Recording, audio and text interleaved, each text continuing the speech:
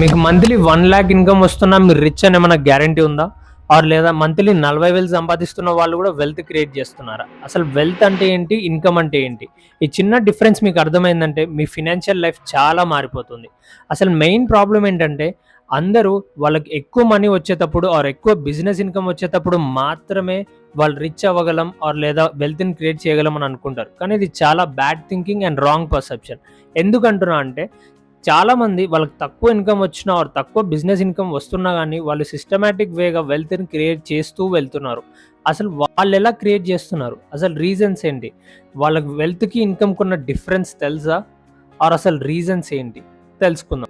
అసలు first income అంటే ఏంటి? ఇన్‌కమ్ అంటే ఏం లేదండి. మనకి రెగ్యులర్‌గా వచ్చే మనీయే ఇన్‌కమ్ అని అంటాం. అలా రెగ్యులర్‌గా వచ్చే మనీ ఎక్కడి నుంచి వస్తుంది మనకి?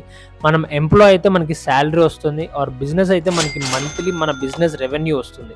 సో, ఇలా రెగ్యులర్‌గా మనకు వచ్చే ఇన్‌కమ్‌ని మనకి డబ్బులు రావడాన్నే ఇన్‌కమ్ అని అంటాం.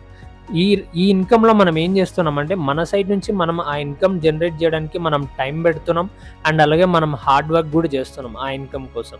అలా hard work and time and knowledge పెట్టి పని చేస్తూ అండ్ రిటర్న్‌లో డబ్బులు సంపాదిస్తున్నామంటే దాన్నే ఇన్‌కమ్ అని అంటాం.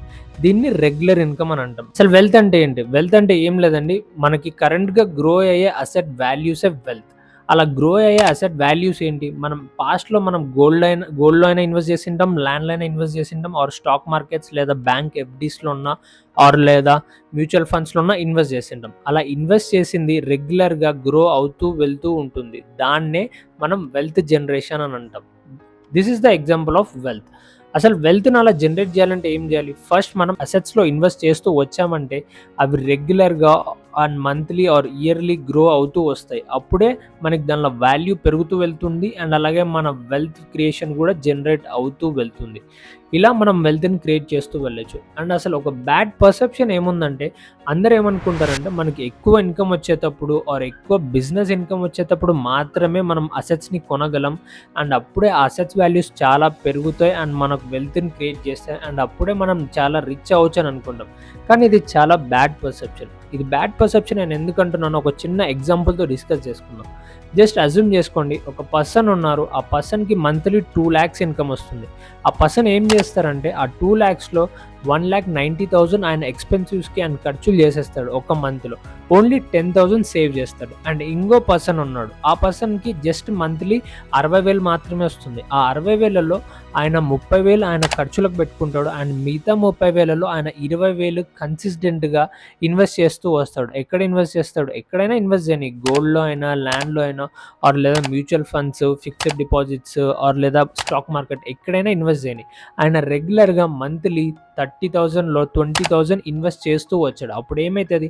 ఆయన అసెట్స్ పైన ఇన్వెస్ట్ చేస్తూ వస్తున్నాడు. అప్పుడు ఆ అసెట్స్ రెగ్యులర్‌గా మంత్లీ ఆర్ ఇయర్లీ గ్రో అవుతూ వస్తాయి. అప్పుడు ఆ గ్రోయింగ్ వాల్యూ పెరుగుతూ వెళ్తుంది కాబట్టి అప్పుడు ఆయన వెల్త్‌ని క్రియేట్ చేస్తూ వస్తున్నాడని అర్థం.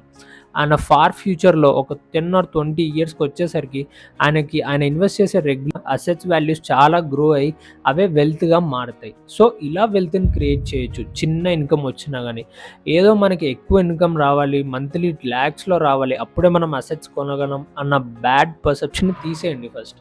ఎందుకంటే మనకి ఎంత ఇన్‌కమ్ వచ్చినా గాని మనం కన్సిస్టెంట్‌గా ఇన్వెస్ట్ చేస్తూ వచ్చామంటే మనం అసెట్స్‌ని గ్రో చేయగలం. అండ్ అలాగే వెల్త్‌ని కూడా క్రియేట్ చేయగలం. మనకు సర్టెన్ ఏజ్ వచ్చేసరికి.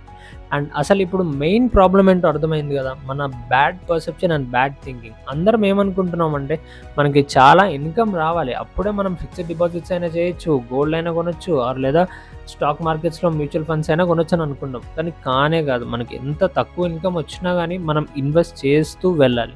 అప్పుడే మనకి ఫార్ ఫ్యూచర్‌లో ఆర్ మనకి చాలా ఏజ్ అయిపోయేసరికి లైక్ 40 ఆర్ 50 ఇయర్స్ వచ్చేసరికి మనకేం వర్క్ చేయకున్నా గానీ, మనం ఇన్వెస్ట్ చేసిన ఇన్‌కమే అసెట్స్‌గా గ్రో అయ్యి, అసెట్స్ నుంచి వెల్త్‌గా మారి, అప్పుడు మనకి రెవెన్యూనిస్తుంది. So, this is the solution. అసలు వెల్త్‌ని ఎలా క్రియేట్ జేయాలి? వెల్త్‌ని క్రియేట్ జేయాలంటే ఫస్ట్ మన దగ్గర రెగ్యులర్ ఇన్‌కమ్ ఉండాలి. ఆ రెగ్యులర్ ఇన్‌కమ్ ఏదైనా గానీ, మంత్లీ సాలరీ అయినా, బిజినెస్ ఇన్‌కమ్ అయినా గానీ.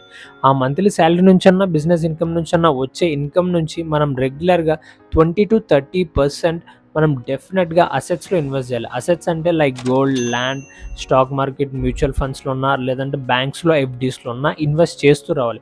అప్పుడే మనం ఇన్వెస్ట్ చేసిన అసెట్స్ వాల్యూస్ గ్రో అవుతూ వస్తాయి ఇయర్ బై ఇయర్. అలా గ్రో అవుతూ అవే మనకి వెల్త్‌గా క్రియేట్ అవుతూ వస్తాయి. అండ్ అసలు వెల్త్ వాటంతకు అవే అసలు ఎలా క్రియేట్ అయితాయంటే మీరు ఎప్పుడైనా ఆలోచించండి. మనం ఈరోజు మనం ఒక ల్యాండ్ కొన్నామంటే అదొక 10 ఇయర్స్ తర్వాత దానంతట అదే వాల్యూ గ్రో అవుతుంది. సేమ్ అలాగే ఒక ఎఫ్‌డి అయినా లేదా ఒక గోల్డ్ అయినా లేదా ఒక మ్యూచువల్ ఫండ్ అయినా గానీ మనం ఒక్కసారి మనం ప్రాపర్‌గా అనాలిసిస్ చేసి మనం కొన్నామంటే డెఫినెట్‌గా డబ్బుని డబ్బే సంపాదించి పెడుతుంది. అలా డబ్బుని డబ్బే సంపాదించి పెట్టేటప్పుడు మీ అసెట్స్ వాల్యూస్ గ్రో అవుతాయి. అండ్ అలాగే అసెట్స్ వాల్యూస్ గ్రో అయినప్పుడు మీ వెల్త్ గ్రో అవుతుంది. సో, అర్థమైంది గదా! వెల్త్ అంటే మీరు ఇన్వెస్ట్ చేసిన డబ్బు మీకు డబ్బుని సంపాదించి పెట్టేదే వెల్త్. అండ్ ఇన్‌కమ్ అంటే ఏంటి? ఇన్‌కమ్ అంటే మీరు రెగ్యులర్‌గా మీ టైమ్ అండ్ మీ వర్క్, మీ ఎనర్జీని స్పెండ్ జేసి సంపాదించేదే మీ రెగ్యులర్ ఇన్‌కమ్. ఓకే. ఈ వీడియో మీకు చాలా ఇన్ఫర్మేటివ్‌గా అనిపించిందంటే లైక్ జేయండి, సబ్స్క్రైబ్ జేయండి అండ్ షేర్ జేయండి. Thank you.